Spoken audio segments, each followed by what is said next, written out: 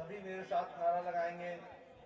बोले भारत माता की, भारत माता की, भारत माता की। आज के इस श्रावस्ती के चुनावी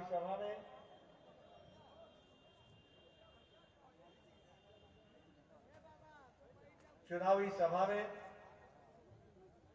मेरे साथ उपस्थित हमारे बहुत ही लोकप्रिय और संवेदनशील प्रत्याशी और विधायक श्री रामचरण पांडे जी, हमारे पूर्व में सांसद रहे और वर्तमान में जिला पंचायत के अध्यक्ष श्री दद्दन मिश्रा जी, हमारे यहाँ इस कार्यक्रम को देखने वाले कैराना के सांसद और लोकसभा में मेरे साथी श्री प्रदीप कुमार चौधरी जी, जिला के बहुत ही जुझारू अध्यक्ष श्री महेश मिश्रा जी, जो ओम के नाम से भी जाने जाते हैं, श्री राहुल राज रस्तोगी जी, हमारे पूर्वांचल विकास बोर्ड के सदस्य श्री साकेत मिश्रा जी, चंद्र प्रकाश सिंह जी, गुड्डू सिंह जो जिला के प्रभारी हैं, राकेश प्रताप सिंह जी, श्रीमती मिथिलेश पांडे जी, प्रकाश चंद जी, श्रीमती मिथिलेश सिंह जी, जगदम्बिका प्रसाद वर्मा जी, शंकर दयाल पांडे जी, संजय कैराती जी, दिवाकर शुक्ला जी, पुरुषोत्तम कौशल जी, रमन सिंह जी, प्रेम सिंह नायक जी, सम्मानित मंच और यहां इतनी बड़ी संख्या में एकत्र आए माताएं, बहनें, बुजुर्ग, देवी और सज्जनों, मीडिया के मेरे साथी, प्रिंट मीडिया और इलेक्ट्रॉनिक मीडिया के साथी, मुझे बहुत खुशी है कि मुझे इस पवित्र भूमि, पावन भूमि, जहां भगवान श्री राम के पुत्र लवकुश ने इस भूमि को अपना राजधानी बना करके यहां राज किया, ये गौतम बुद्ध की भी तीर्थस्थली रही और वर्षों तक महात्मा बुद्ध ने भी यहां वास किया। ऐसे पुण्य भूमि को मैं नमन करता हूं और आप सबसे आशीर्वाद लेकर के अपनी बात को प्रारंभ करता हूं। मित्रों, ये चुनाव की बेला है। आप सब लोग इतनी बड़ी संख्या में यहां पर एकत्र आए हैं। चुनाव में हर राजनीतिक दल आने वाले समय के बारे में बहुत बड़े बड़े वायदे करता है। हर नेता भी यही करता है। ऐसे में मतदाता के लिए मुश्किल हो जाती है कि वो किसकी बात सुने और किसकी बात न सुने, किसको सच्चा माने और किसको झूठा माने। आजकल आपके पास समाजवादी पार्टी के लोग भी आएंगे, कांग्रेस पार्टी के लोग भी आ रहे होंगे और बड़े बड़े वायदे कर रहे हैं।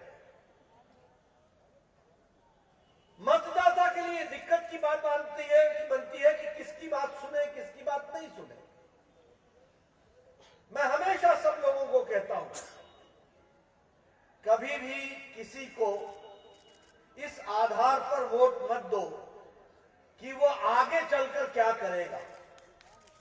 हमेशा इस बात पर वोट दो कि उस व्यक्ति ने और उस पार्टी ने पीछे क्या किया है, यही तय करेगा कि वो आगे क्या करने वाला है। और जब मैं भारतीय जनता पार्टी की बात करता हूं तो मैं ये दावे के साथ कह सकता हूं कि ये अकेली पार्टी है जो दम के साथ छाती ठोककर अपने रिपोर्ट कार्ड के साथ आपके सामने आती है। कभी आपने सुना कि समाजवादी पार्टी ने ये कहा हो कि मैंने ये किया? कभी आपने सुना कि इंडियन नेशनल कांग्रेस का कोई प्रत्याशी आकर ये कहता हो कि मैंने ये किया, मैंने ये किया, मैंने ये किया? वो कभी नहीं कह सकते। वो इसलिए नहीं कह सकते क्योंकि वह आपके लिए नहीं बने हैं, वो अपने परिवार के लिए बने हैं। विकास होगा तो उनके परिवार का होगा और हमारे द्वारा विकास होगा तो श्रावस्ती का विकास होगा, ये हमको समझना चाहिए। हम हैं जो छाती ठोक के कहते हैं, जो कहा था वो किया है, जो कहेंगे वो करेंगे, ये हम दम विकास है। इसीलिए मित्रों, मैं ये आपके सामने निवेदन करने आया हूं कि हमारी पार्टी, ये रिपोर्ट कार्ड की संस्कृति तो मोदी जी ने सिखाई। इसके पहले कोई रिपोर्ट कार्ड रखता था क्या? जनता के बीच में जाकर बताता था क्या कि मैंने क्या किया है 5 साल? नहीं, ये बताने की संस्कृति भारत के यशस्वी प्रधानमंत्री नरेंद्र मोदी ने सिखाया है कि हमको अपना रिपोर्ट कार्ड रखना है और बताना है। मित्रों, हम यहां पर सिर्फ रामचरण पांडे जी को विधायक बनाने के लिए नहीं आए हैं। सिर्फ ये विधायक बन जाएं, कुर्सी पर बैठ जाएं, ये हमारा उद्देश्य नहीं है। हमारा उद्देश्य है कि रामचरण पांडे जी के माध्यम से आगे चलकर श्रावस्ती का, उत्तर प्रदेश का और भारत के विकास में इनका योगदान हो, इसके लिए लाइसेंस मांगने आए। इसके लिए लाइसेंस मांगने आए। आपके वोट का बहुत महत्व होता है, बहुत महत्व होता है। आप बताइए, हम विचारों की पार्टी हैं, हम कोई कुर्सी पर बैठने के लिए नहीं आए थे। आपने वोट दिया, समाजवादी पार्टी और बसपा का गठबंधन था 2019 में, लेकिन आपने सिरे से खारिज करके मोदी जी को एक तरफा वोट दिया। नतीजा क्या निकला? नतीजा ये निकला कि जो जम्मू कश्मीर जिसमें धारा 370 लगी थी और एक ही देश में 2 निशान, 2 विधान, 2 प्रधान होते थे, वहां आपने अपनी उंगली से कमल के निशान पर बटन दबा करके वोट दे करके धारा 370 को धाराशाही कर दिया। ये आपकी ताकत है। इसलिए विचारों की पार्टी है। हम आएंगे तो हम धारा 370 को समाप्त करते हैं। भारत के 156 कानून जम्मू कश्मीर में लागू नहीं होते थे। वहां एसटी को रिजर्वेशन नहीं मिलता था, वहां दलितों को रिजर्वेशन नहीं मिलता था, वहां महिलाओं को संपत्ति में अधिकार नहीं मिलता था, वहां पर भ्रष्टाचार उन्मूलन का कानून लागू नहीं होता था। करे चलो भ्रष्टाचार जितना करना है, लेकिन आपकी ताकत ने श्रावस्ती से बैठ करके जम्मू कश्मीर की धारा 370 को उड़ा दिया और मोदी जी की इच्छा शक्ति ने इसको पूरा किया। इसलिए ये वोट देना सिर्फ रामचरण पांडे जी को विधायक बनाना नहीं है, इनके माध्यम से भारत की तस्वीर और तकदीर बदलना, उत्तर प्रदेश की तस्वीर और तकदीर बदलना। आप बताइए, आप सब लोग चाहते थे कि नहीं कि सदियों से राम जन्मभूमि वहां पर बने, पर मंदिर बने? चाहते थे कि नहीं चाहते थे? और जब कभी आपने समाजवादी की पार्टी लाई थी तो बताइए, कार सेवकों पर गोलियां चली थी कि नहीं चली थी? चली थी कि नहीं चली थी? आजकल अखिलेश जी बड़ा टीका लगा करके मंदिर में घंटी बजा रहे हैं। अब मैं उनसे कहता हूं कि आप जितनी घंटी बजानी है बजा लो, अब पछतावत होत क्या जब चिड़िया चुग गई खेत। जब समय था तो गोलियां चलाई और श्रावस्ती की जनता ने कमल के निशान पर वोट दे करके मोदी जी के नेतृत्व में अब भव्य राम मंदिर वहां बन रहा है। ये अंतर इसलिए मित्रों, हम कोई सिर्फ रामचरण पांडे को विधायक बनाने नहीं आए हैं। रामचरण पांडे के माध्यम से भारत की सांस्कृतिक विरासत को मजबूती देने के लिए आए हैं और भव्य राम मंदिर बनाने आए हैं। आप बताइए, सुप्रीम कोर्ट ने कहा था कि धारा 370 को तीन तलाक को समाप्त करो। ये 13वीं शताब्दी का मुस्लिम महिलाओं पर दंश है। ये काला कानून है। कब का है? 13वीं शताब्दी का धार्मिक कानून। 3 तलाक, तलाक तलाक तलाक बोलो और किसी को भी छोड़ दो। मुस्लिम महिलाओं के साथ अन्याय हो रहा था। भारत के संविधान में सुप्रीम कोर्ट ने कहा यह कानून समाप्त होना चाहिए। किसी भी नेता की रीढ़ की हड्डी में ताकत नहीं था, क्योंकि वो तुष्टीकरण की राजनीति से डरते थे, उसके प्रभाव में थे और इस कारण से वो नहीं कर पाते थे। आपने मोदी जी को अपनी ही उंगली से बटन दबाकर प्रधानमंत्री बनाया। मोदी जी ने वो इच्छा शक्ति दिखाई और मुस्लिम महिलाओं को 3 तलाक के दंड से निवृत्त कर दिया, आजाद कर दिया। यह स्थिति ला करके खड़ी। और आपको जानकर के बड़ा आश्चर्य होगा, ये जितने लोग आजकल मुस्लिम भाइयों के प्रेमी बनते हैं, इनको मालूम नहीं कि अफगानिस्तान में 3 तलाक नहीं है, पाकिस्तान में 3 तलाक नहीं था, बांग्लादेश में 3 तलाक नहीं था, ईरान में 3 तलाक नहीं था, इराक में 3 तलाक नहीं है, इंडोनेशिया मुस्लिम बहुतायत देश है, 3 तलाक नहीं है। ये सारे मुस्लिम देशों में 3 तलाक नहीं था। हमारे ही देश में, सेकुलर देश में 3 तलाक चल रहा था। करोड़ों मुस्लिम महिलाओं को आजादी दिलाने का काम किया तो नरेंद्र मोदी जी ने किया। यह भी हमको याद रखना चाहिए। और ये कैसे हुआ? ये इसलिए हुआ कि आपने मोदी जी को प्रधानमंत्री बनाया।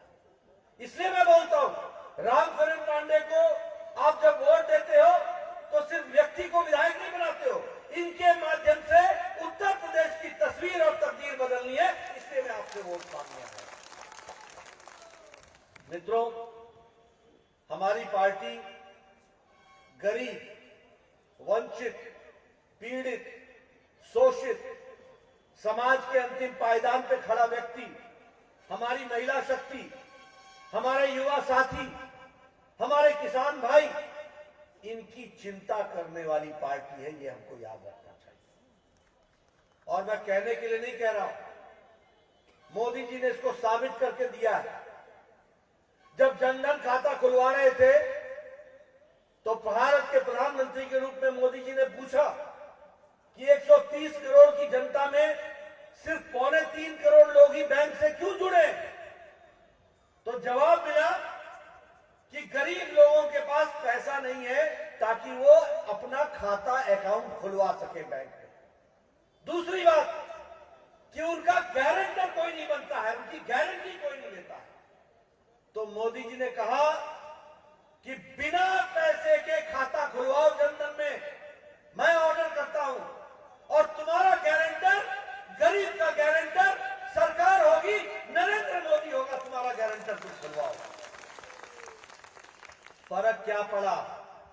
फर्क ये पड़ा कि चाहे प्रधानमंत्री आवास योजना हो, चाहे कोरोना में जब लॉकडाउन लगा था, जब पोस्ट ऑफिस बंद था, जब बैंक बंद थे, जब पोस्टमैन नहीं मिलता था, जब मनी ऑर्डर नहीं जा सकता था, तब मोदी जी ने जनधन खाते के माध्यम से 3 महीने जो लॉकडाउन लगा तो 20 करोड़ बहनों के खाते में 500-500 रुपए पहुंचा करके उनके चूल्हे के जलने का इंतजाम किया।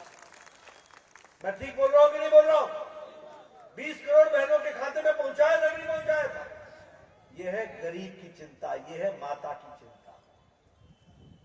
आज 10 करोड़ बहनों को गैस का सिलेंडर दिया गया, गैस का चूल्हा दिया गया, 10 करोड़। और आपके यहां ये संख्या 1.5 करोड़ है उत्तर प्रदेश में। आप बोलोगे गैस का चूल्हा से क्या अंतर पड़ता है? अंतर यह पड़ता है, मैं तो गांव का रहने वाला हूं, बताओ आप लोग यहां गोईठा बोलते हैं, क्या बोलते हैं? कंडा। कंडा कंडा बनाती थी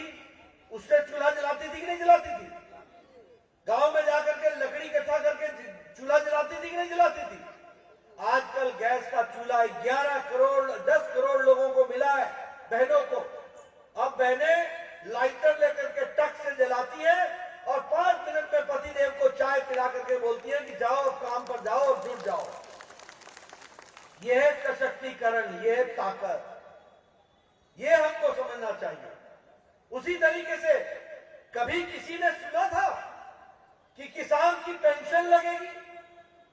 कभी किसी ने सुना था कि किसान को हर 3 महीने पर 2-2 हजार रुपए मिलेंगे? प्रधानमंत्री किसान सम्मान निधि के तहत 10 करोड़ 50 लाख किसानों को 180 लाख करोड़ रुपए मोदी जी ने 2-2 हजार रुपए के हिसाब से 10 किस्तों में उसको आपके खाते में पहुंचाने का काम किया है। तो नरेंद्र मोदी जी ने किया, ये भी आता है। बोलिए, किसानों को मिला है कि नहीं मिला है? किसान निधि का पैसा मिला है कि नहीं मिला है? खाते में पहुंचा है कि नहीं पहुंचा है?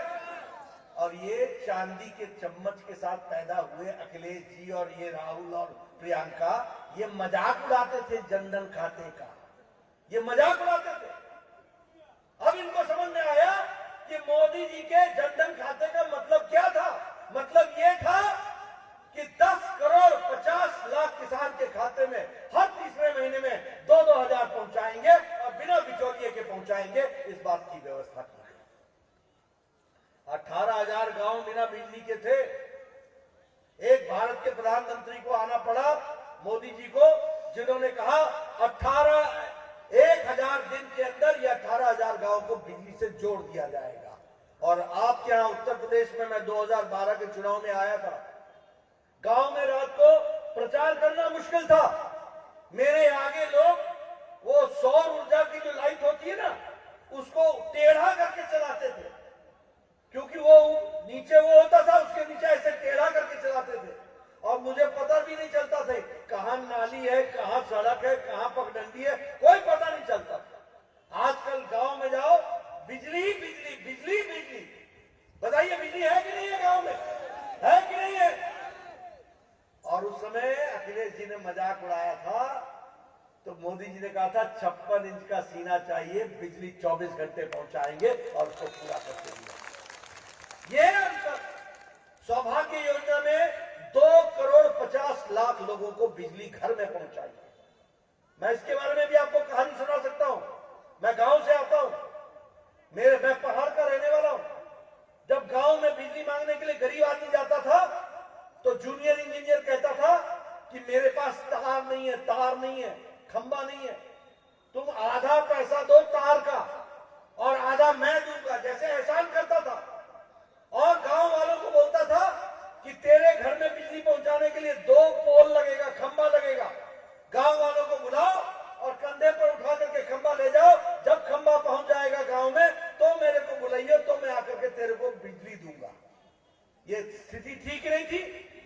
आज मोदी जी ने सौभाग्य योजना के तहत आप आज फॉर्म भरो, 10 दिन के अंदर तार भी सरकार की, खंबा भी सरकार का, जेई भी सरकार का, 10 दिन में बिजली आपके घर में लगा करके दी जाती है। यह परिस्थिति आपको यह है रामचरण पांडे को वोट देने का फायदा है। ये समझो आप। इसीलिए मैंने कहा गरीब आदमी के लिए काम करने वाली पार्टी है। आयुष्मान भारत, हम तो लंबे समय विधायक रहे, यहां भी प्रदीप जी बैठे हैं, दर्जन जी सांसद रहे, ये सब मेरे पास आते थे। मैं स्वास्थ्य मंत्री था। ये एप्लीकेशन लेके आते थे, ये गरीब आदमी है, इसके किडनी का ऑपरेशन होना है, इसको 3 लाख रुपए दे दो। ये गरीब आदमी है, इसको कैंसर का इलाज होना है, इसको 2 लाख रुपए दे दो। ये गरीब आदमी है, इसके दिल का ऑपरेशन होना है, इसको 1.5 लाख रुपए दे दो। और मेरे पास भी जो कुछ भी पैसा होता था, मैं बांट बांट के कहता था, चल 75,000 दे देते हैं, 20,000 दे देते हैं, 40,000 दे देते हैं। गरीब आदमी का घर बिक जाता था, मकान बिक जाता था, अगर किसी गरीब आदमी के यहाँ किसी को कैंसर हो जाए या किसी को दिल की बीमारी हो जाए। मैं ठीक बोल रहा हूं कि गलत बोल रहा हूं? ठीक बोल रहा हूं ना? और अधिकतर क्या होता था, जब पैसे नहीं होते थे इलाज के, तो बोलते थे कि डॉक्टर ने बोला है कि इसको घर में आराम कराओ, अच्छे दिन दिखाओ, अब इसका रास्ता और कोई नहीं है, क्योंकि वो इलाज नहीं कर सकते। मोदी जी ने मुझे आशीर्वाद दिया और उनके नेतृत्व में दुनिया की सबसे बड़ी स्वास्थ्य की स्कीम बनी, जिसका नाम है आयुष्मान भारत। 50 करोड़ लोग यानी भारत की 40% आबादी, उनको हर साल गंभीर बीमारी के इलाज के लिए उनके परिवार को 5 लाख रुपए देने का इंतजाम किया तो मोदी जी ने किया, और हर साल किया। अगर इस साल मेरे 3 लाख रुपए खर्च हो गए इलाज में, तो 2022-23 में और 2023-24 में मुझे फिर से वो 3 लाख का कवर करके 5 लाख रुपए अगले साल के लिए भी मिलेगा। ये व्यवस्था मोदी जी ने की। और किसको दिया है ये? गरीब आदमी, रेडी वाला, फेड़ी वाला, रिक्शा वाला, ठेले वाला, सब्जी वाला, ऑटो रिक्शा वाला, ये गाड़ी को साफ करने वाला क्लीनर, ट्रक को साफ करने वाला क्लीनर, असिस्टेंट, ये लिफ्टमैन, ये गरीब लोगों को, रैक पिकर जो कूड़ेदान से प्लास्टिक इकट्ठा करता है, आज गोल्डन कार्ड लेके पॉकेट में फिरता है मोदी जी का। अगर उसको कोई भी गंभीर इलाज कराना हो तो 5 लाख रुपए का उसके पास इंश्योरेंस है। इस बात को हमको समझना चाहिए। इसलिए मित्रों, अब ये स्वच्छ भारत अभियान मोदी जी ने शुरू किया, हमारी महिलाएं बैठी हुई हैं। उस समय जब ये स्वच्छ भारत अभियान चला, लाल किले से चर्चा की मोदी जी ने, तो ये चांदी के चम्मच के साथ पैदा हुए जितने नेता थे, इन्होंने मोदी जी का मखौल उड़ाया, इनको इनका मजाक बनाया। क्या बोला कि लाल किले के प्राचीर से मोदी स्वच्छता की बात करता है। अरे ये भूल गए कि स्वच्छता की बात महात्मा गांधी करते थे, और गांधी के बाद जितने गांधी आए उन्होंने कभी चर्चा नहीं की। मोदी ने फिर से स्वच्छता के अभियान की चर्चा की। इस बात को समझना चाहिए। अंतर क्या हुआ सुन लो। राम मनोहर लोहिया ने 1960 में पार्लियामेंट में, संसद में कहा कि मुझे शर्म आती है कि देश की महिलाएं, जब मैं गांव में जाता हूं तो झुंड के झुंड बना करके खेतों की तरफ जा रही होती है अपने दैनिक नित्यकर्म के लिए। मुझे शर्म आती है। ये लोहिया ने 60 में कहा था, 1960 में। 2014 में जब मोदी जी प्रधानमंत्री बने तो उन्होंने शौचालय के नाम पर स्वच्छ भारत में 11 करोड़ शौचालय बनाए, यानी 11 करोड़ बहनों को इज्जत घर दे करके उनको इज्जत देने का काम किया। तो मोदी जी ने किया, ये भी हमको याद रखना चाहिए। इसलिए मित्रों, चाहे बात गरीब की हो, महिला की हो, युवाओं की हो, सशक्तिकरण की हो, हर चीज में भारतीय जनता पार्टी ने आगे बढ़ चढ़ करके हिस्सा लिया है।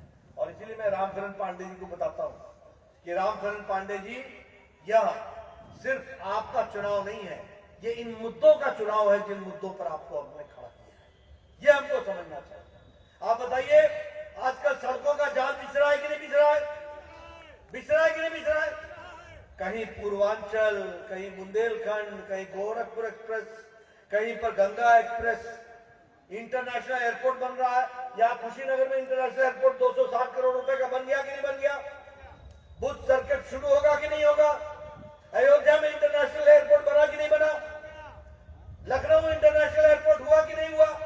और दुनिया का, एशिया का सबसे बड़ा एयरपोर्ट उत्तर प्रदेश में जेवर में बन रहा है। ये भी हमको याद रखना चाहिए। इसलिए मित्रों, अब अगर अटल बिहारी मेडिकल यूनिवर्सिटी की बात कीजिए, आयुष यूनिवर्सिटी की बात कीजिए, मुझे खुशी है कि यहां पर जब हम विकास की बात करते हैं तो हम ये भी कह सकते हैं कि जब मैं स्वास्थ्य मंत्री बना था तो उत्तर प्रदेश में, जिसकी जनसंख्या उस समय 22-23 करोड़ थी, सिर्फ 15 मेडिकल कॉलेज थे। आज मोदी जी ने 59 मेडिकल कॉलेज सबसे ज्यादा उत्तर प्रदेश को दिया, और यहां पे भी मेडिकल कॉलेज का एक्सपेंशन हो रहा है, यहां भी एक्सपेंशन हो रहा है। ये हमको, और यहां भी नए चिल्ड्रन गवर्नमेंट हॉस्पिटल के भींगा में उसके भी एक्सपेंशन हो रहा है, उसका भी कंस्ट्रक्शन चल रहा है। तो हर तरीके से मित्रों, इस बार का जो बजट आया है, 1 साल के अंदर मोदी जी ने 60 लाख बेरोजगारों को रोजगार देने का तय किया है। 1 साल के अंदर। ये भी हमको 25,000 किलोमीटर की सड़क बनेगी, 20,000 करोड़ रुपए खर्च होगा। उसी तरीके से लगभग 80 लाख प्रधानमंत्री आवास योजना में घर बनेंगे, और उसमें लगभग 48,000 करोड़ रुपए खर्च होगा। और उसी तरीके से 3 करोड़ 80 लाख घरों को पानी पानी पहुंचाया जाएगा, नल पहुंचाया जाएगा, जिसमें 60,000 करोड़ रुपए खर्च होगा।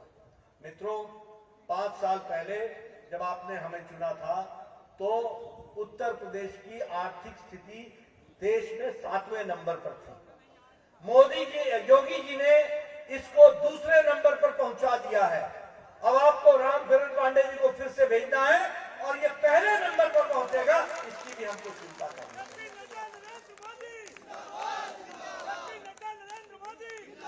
और मित्रों, हम लोगों ने तय किया है कि किसानों के लिए हमारी सरकार आती है, रामचरण पांडे जी विधायक बनते हैं, तो अब सिंचाई के लिए मुफ्त बिजली किसानों को मिलेगी, इसकी भी हमको चिंता।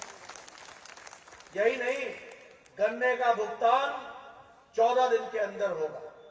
यही नहीं, हमारी बहनों के लिए, जो पढ़ने वाली बहनें होंगी, उनको मोपेड और स्कूटर दिया जाएगा, स्कूटी दी जाएगी। और 2 करोड़ युवाओं को लैपटॉप और टैबलेट दिया जाएगा ताकि वो अच्छी शिक्षा ले सके, इसकी चिंता की जाएगी। और साथ ही साथ हमारी बहनों के लिए दीपावली और होली में एक सिलेंडर गैस का मुफ्त दिया जाएगा, इसकी भी व्यवस्था की जाएगी। और आपको जानकर के खुशी होगी कि ये जो माफिया राज था ना, ये जो गुंडा राज, आतंकवादी राज था ना, इसको आप समाप्त करना चाहते थे ना, करना चाहते थे ना, योगी जी ने किया ना, किया कि नहीं किया? अब anti terrorist squad commando, anti terrorist commando squad, इसका सेंटर देवबंद में बनेगा, इसके साथ साथ मेरठ में बनेगा, बहराइच में बनेगा, रामपुर में बनेगा, आजमगढ़ में बनेगा, कानपुर में बनेगा, और हम भयमुक्त उत्तर प्रदेश बनाएंगे योगी जी के नेतृत्व में, यह भी हमको याद है। मित्रों, जब मैं ये बात कहता हूं, आप बताइए 5 साल पहले यहां माफिया राज था कि नहीं था? था कि नहीं था? बहु बेटियां असुरक्षित थी कि नहीं थी? थी ना? असुरक्षित थी ना? आप बताइए, ये आजम खान जिसको अखिलेश जी साहब करके बुलाते हैं, ये दंदनाता था कि नहीं दंदनाता था? दंदनाता था कि नहीं दंदनाता था? ये मुख्तार अंसारी, ये दंदनाता था कि नहीं दंदनाता था? ये आतिक अहमद दंदनाता था कि नहीं दंदनाता था?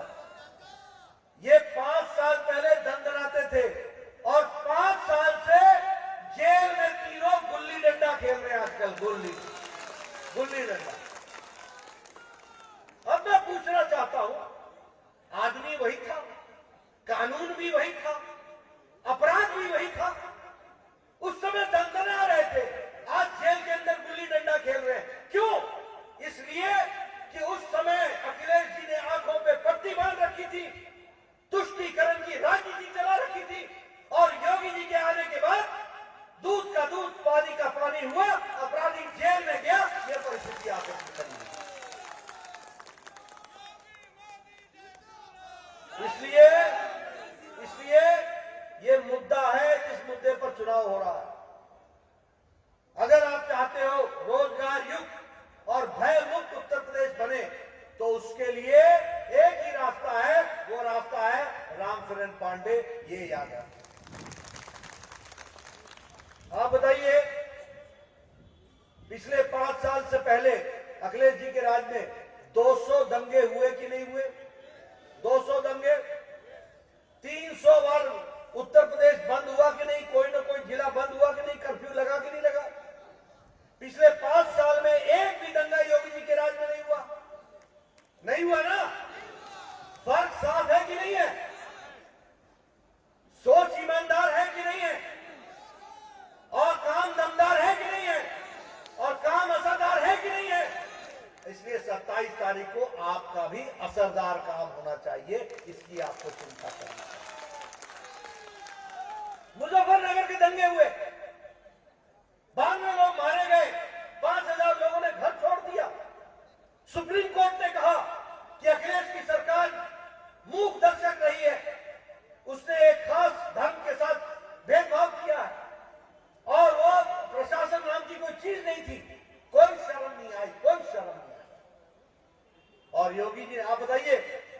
परिवार कैराना से पलायन कर गए थे कि नहीं कर गए थे, और ये वापस के वापस आकर के बसे कि नहीं बसे। ये होता है शासन की धमक, ये होती है शासन की हनक, ये होती है शासन की ताकत। इसको हमको समझना चाहिए। और मित्रों, अभी आज करहल में चुनाव हो रहा है। मैंने 3 दिन पहले सुना कि मुलायम सिंह यादव जी, उनके पूज्य पिताजी को करहल में आना पड़ा।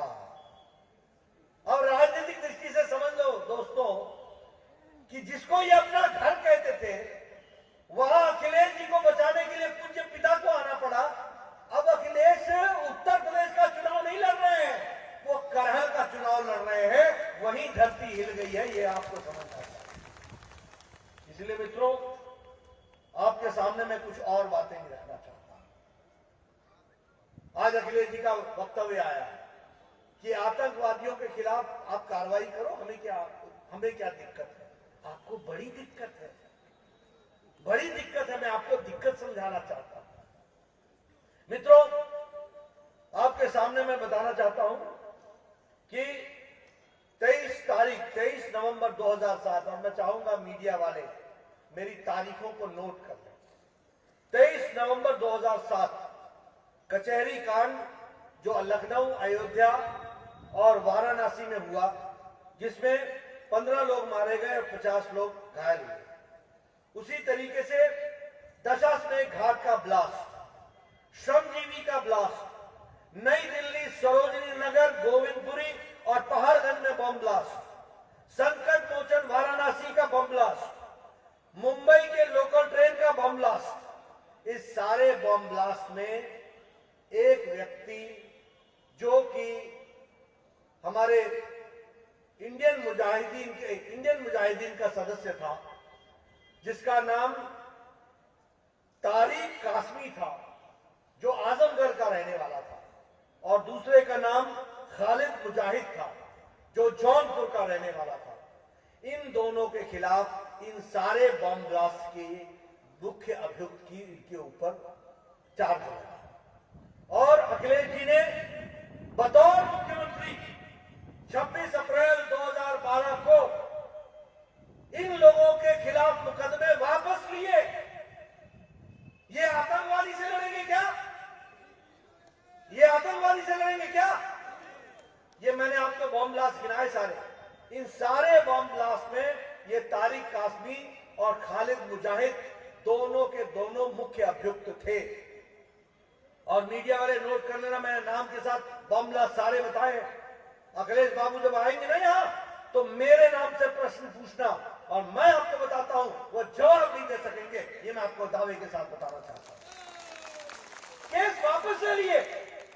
इलाहाबाद हाईकोर्ट ने कहा तुम केस वापस नहीं ले सकते हो, ये भारत के संविधान के तहत केस लगे हैं, आईपीसी की धारा में केस लगे हैं, आतंकवादी के केस हैं, इनको छोड़ा नहीं जा सकता। केस चला, गोरखपुर के स्पेशल कोर्ट ने आजीवन कारावास और 4 जिंदगियों तक आजीवन कारावास की सजा सुनाई, जिसको अखिलेश जी ने छोड़ने को कहा। उसी तरीके से डेट नोट कर लीजिए, 31 दिसंबर 2007 और 1/1/2008 यानी 1 जनवरी 2008 की रात को रामपुर में सीआरपीएफ के कैंप पर आतंकवादियों ने AK-57 से गोलियां बरसाई, कैंप पर हमला किया। 7 सीआरपीएफ के जवान मारे गए, 7 माताएं विधवा हो गई, उनकी कोख सुनी हो गई, 7 बहनें विधवा हो गई, 7 परिवार के बच्चे अनाथ हो गए, कोई पूछने वाला नहीं था। यूपी एसटीएफ ने और एनआईए ने एक व्यक्ति को पकड़ा जिसका नाम था शहाबुद्दीन। ये बिहार का रहने वाला था। ये लश्कर तौयबा का कमांडर इन चीफ निकला। इसके पकड़ने पर 7 लोग मुख्य अभियुक्त बने, 7 लोग। अखिलेश जी ने फिर इसी तारीख को 26 अप्रैल 2012 को इनको भी छोड़ दिया।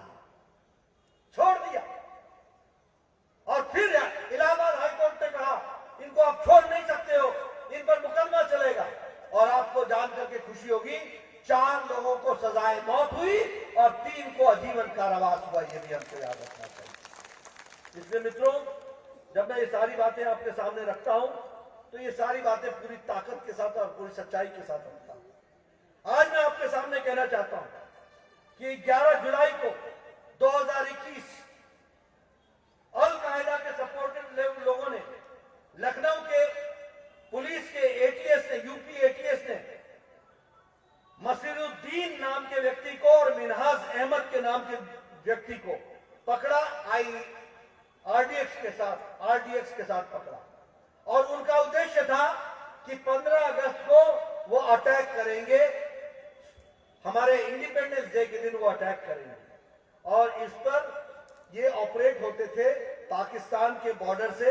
एक उमर हलमदी नाम का व्यक्ति था, वो इनको ऑर्डर देता था।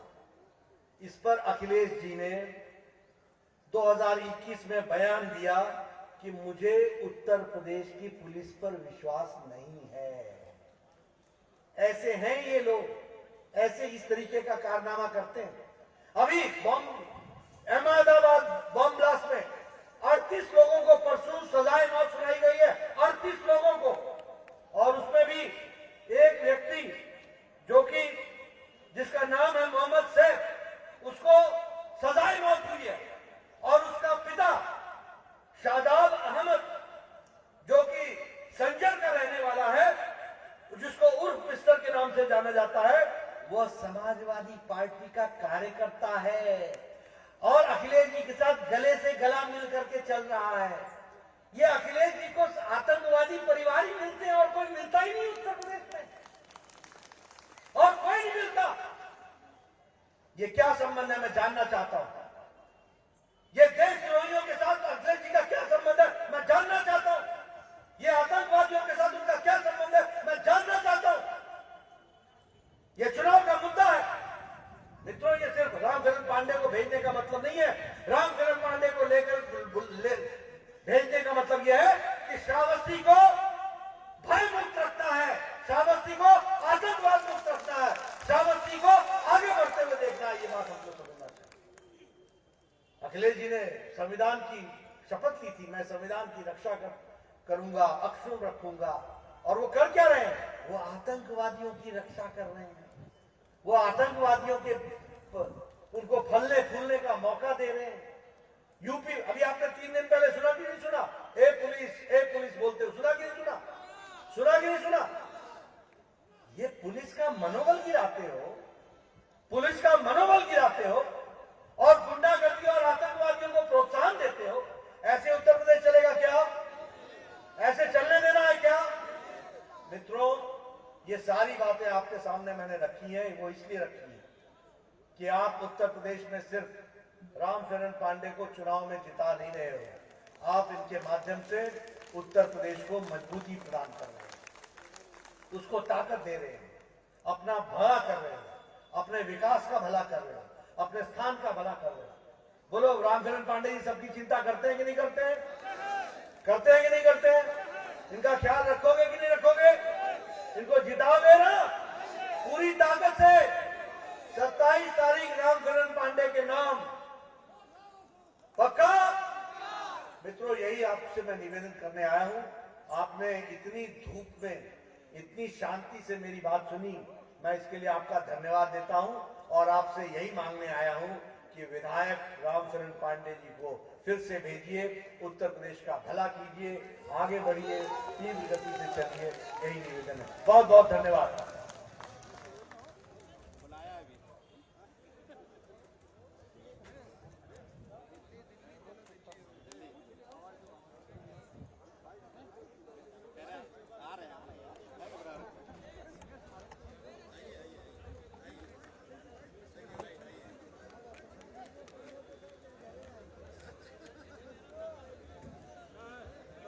आप सभी आए हुए अतिथियों का बहुत बहुत आभार और इस कार्यक्रम के समापन की घोषणा की जाती है।